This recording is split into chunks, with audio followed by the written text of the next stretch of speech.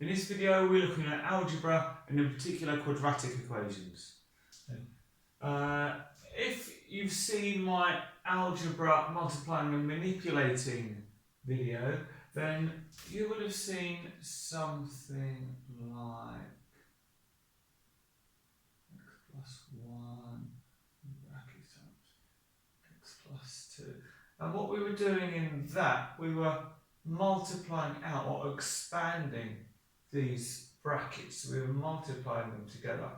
And if we did that, we would have got x times x to give us x squared, x times 2 to give us 2x, 1 times x to give us x, 1 times 2 to give us 2. And then if we put all of those parts together, we would have had x squared, 2x, and another x, 3x, and a 2. What we're trying to do here with factorising is the opposite of expanding. So we want to get this expression to look a bit more like this.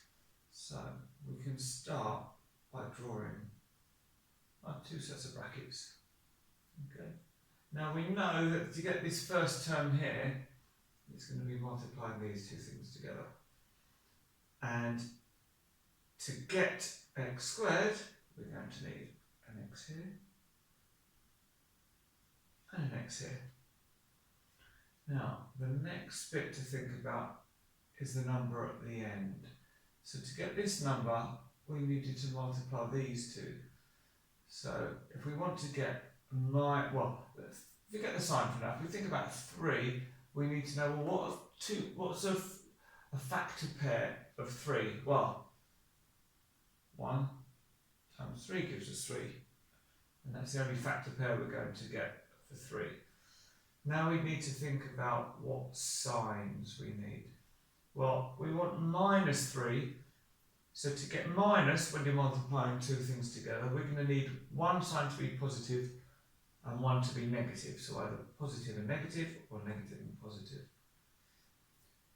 We want our x's to be positive. So that means when we're multiplying our x with this number and x with this number, we want the bigger number to be positive.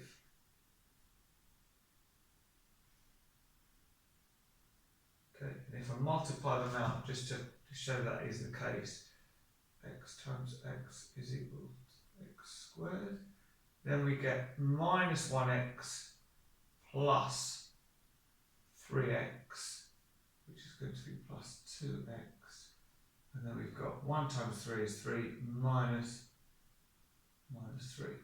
Okay, so we factorise, but we then expand it again to check we get back here. Okay, so this is the factorising bit. The question's actually asking us to solve this. So to solve this, we're trying to find values of x that are going to give us an answer of 0. Well, now that we've factorised to this, well, if I can set this set of brackets equal to 0, well then 0 times anything is still going to be equal to 0. So what will make this 0? Well, we've got minus 1, so we need the opposite of minus 1, so they cancel out. Well, the opposite of minus 1 is positive 1.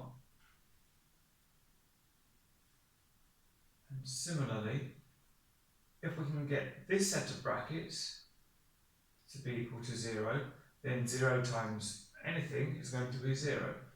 Well, the opposite of positive 3 is negative 3.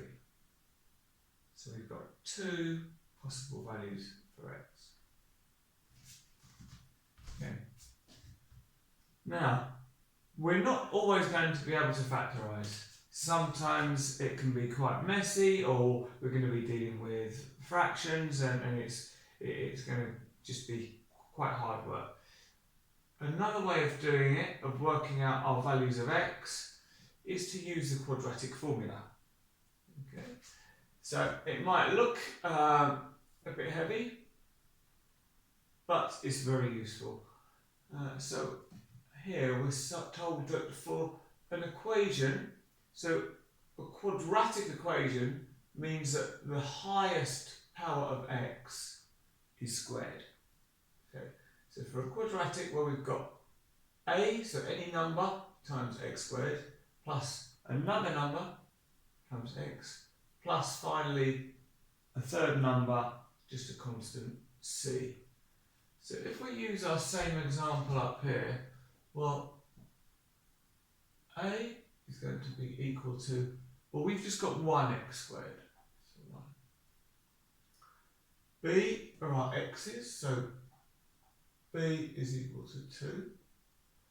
And c, well, c is actually minus 3. Okay, so then what we could do with these is just put these into the formula. So we can say that x is going to be equal to minus b, so minus 2. Now we've got plus or minus. Now, the reason we've got plus or minus is because we've got an x squared term. And if you think, well, when you're squaring a number, if you're squaring positive 2, you get 4. But if you're squaring negative 2, you also get 4. So if we're looking at doing the opposite of that, the square root of x squared, well, you've got 2 possible answers. Okay, so that's why we need the plus or minus. So I'll leave that in for now. Now we've got the square root of b squared, so 2 squared, minus 4 times a, which is 1, and times c, which is minus 3. Brackets around. And all of that is divided by 2 times a, which is 1. So we can tidy this up a little bit now. So keep on minus 2, plus or minus, well, 2 squared, that's 4. 4 times 1 is 4, times minus 3 is minus 12, but we've got minus the whole thing. So minus 12 becomes plus 12. 2 times 1 is 2. Okay, well, we can do a little bit more tidying of this. So keep on minus 2, plus or minus. Well, 4 plus 12 is 16, and the square root of 16 is 4. That's all over 2. Now, I'm just going to go one step further for now. And so, well, we can divide both of these by 2. So minus 2 divided by 2 is minus 1. Plus or minus, and 4 divided by 2 is 2. Now, we're not always going to have numbers that come out as tidily as this. We might end up having to keep the square root in, for example. So often, we might want to state our answer as minus or a number plus or minus another number or expression. But with this, because we've got quite nice numbers, we can actually work these out. So our x is going to be equal to, well, if we do minus 1 plus 2, first of all, minus 1 plus 2 is 1. If we now look at the other possible value of x, well, that's if we take minus 1 minus 2, which is going to be minus 3, which agrees with the 2 values we had from when we factorised. Okay. So you can factorise, you can use the quadratic formula, both of them will give you your values of x. Now, we can put our values into the quadratic formula. Now, there is an easier way of doing it. That's with one of these. Now, I would practice using the formula, because if you need to use it in an exam, especially if you're in the non-calculator part of the exam, then the more you've practiced it, the better. but I do want to show you how you can use a calculator to solve quadratics as well. So if you're using, I've got a Casio FX991EX Class Whiz. We go to Menu button, and then we go down to A, which is Equation / Function.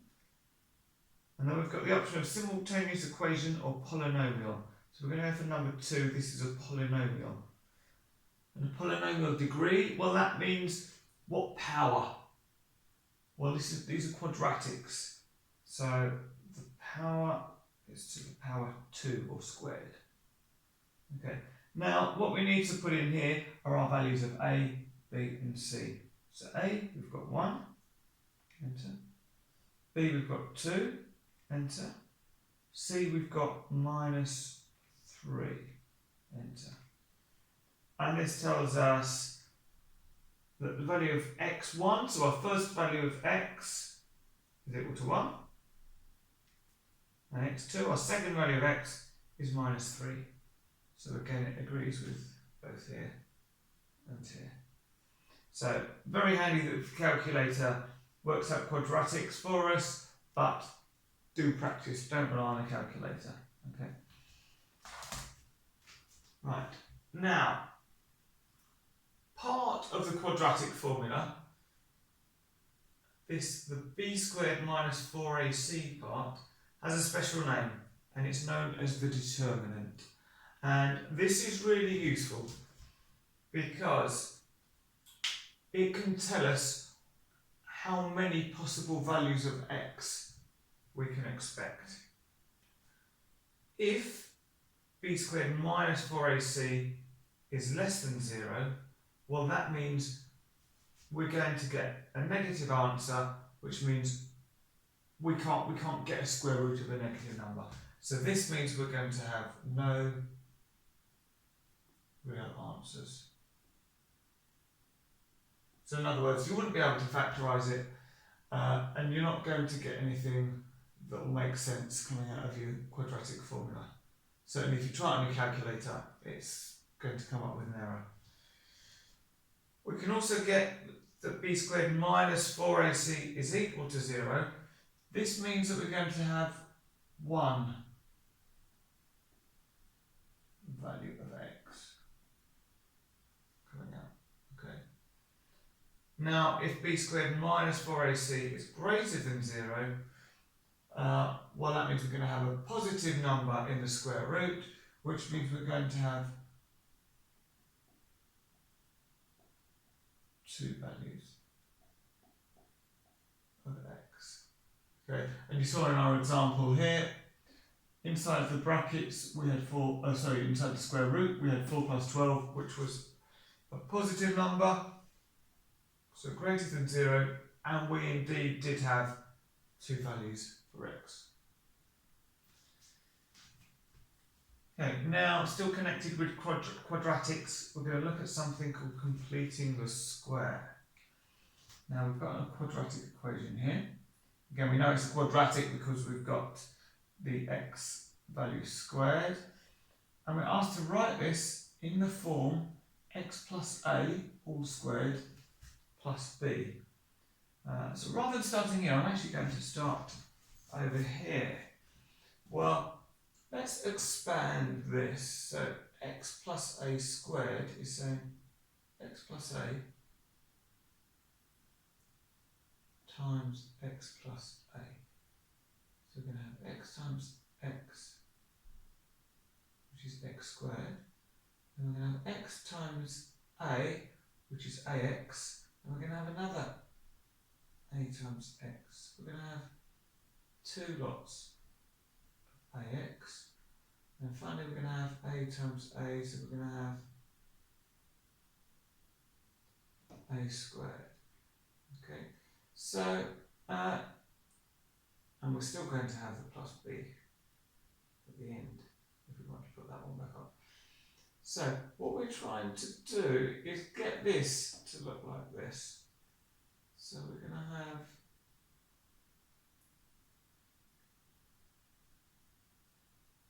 we know we're expand the x in here to get x squared.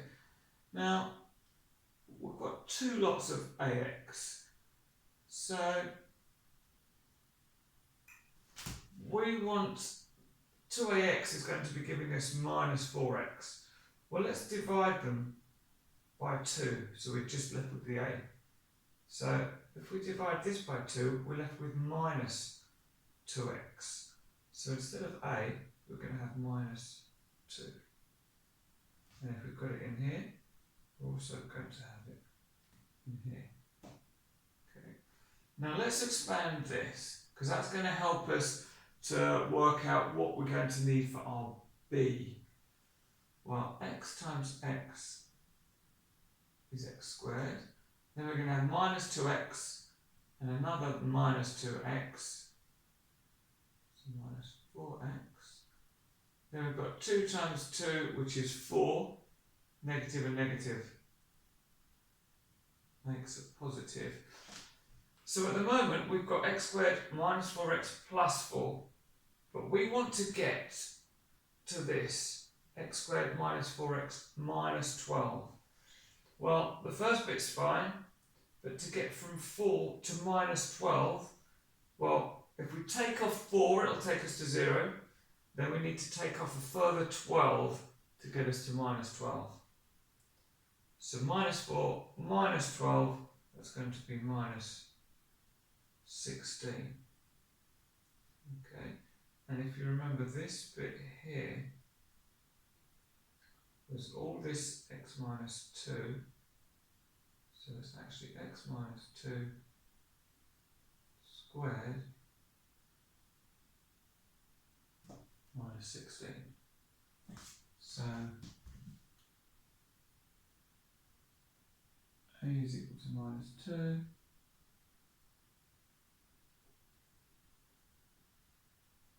B is equal to minus 16. Now, how can we use that to solve x squared minus 4x minus 12 equals 0? Well, we can substitute all of this for our answer here. So we can say that x minus 2 all squared minus 16 is equal to 0. Okay. Now, again, if you think about the algebra multiplying and manipulation video, we were trying to get all our numbers on one side and our letters, or x in this case, on the other. So the first thing we want to do is add 16 to both sides. So if we do that, we end up with x minus 2 squared is equal to, if we add 16 here, that goes, and 0 plus 16, we've got 16 on the other side. Okay. Now, we want to get rid of the square, so the opposite of square is square root. So if we take the square root of this, we're just left with x minus 2. And the square root of 16, well, this is a tricky one. I'm going to put square root of 16, well actually, it's plus or minus 4. Because if you think 4 squared gives you 16, but minus 4 squared also gives you 16. So we need to keep that plus or minus 4. Okay.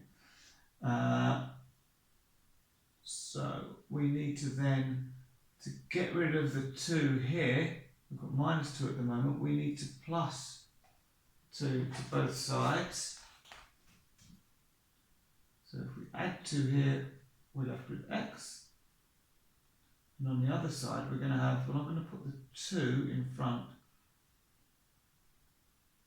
plus or minus 4. That means that x is going to be equal to, well, if we do 2 plus 4, first of all, that's 6. Or x is equal to 2 minus 4, which is minus 2. Okay. Now, we can test this. We can substitute these values back into here. So let's start with, let x equals 6. And then instead of x squared minus 4x minus 12, we're going to have 6 squared minus 4 times 6 minus 12. And if we check this, 6 times 6 is 36, minus 4 times 6 is 24, so 36 minus 24 leaves us with 12. Take away 12 is 0, so that works. Now let's try this value. So let x equals minus 2. So let's put them in here. So we're going to have minus 2 squared minus 4 times minus 2, and then minus 12. So minus 2 squared is 4. Minus 4 times minus 2 is minus 8. So we've got minus 4. So minus 2 squared is 4. Minus 4 times minus 2 is positive 8. Sorry. So we've got 4 plus 8, which is equal to 12. Minus 12 is 0 again. So we found our values of x, but then we substituted them back into the equation just to check that we got our answer of 0 that we were told to solve for. Okay. So there's lots we can do with algebra, but using it for quadratics will be key for you to get confident with the GCSE.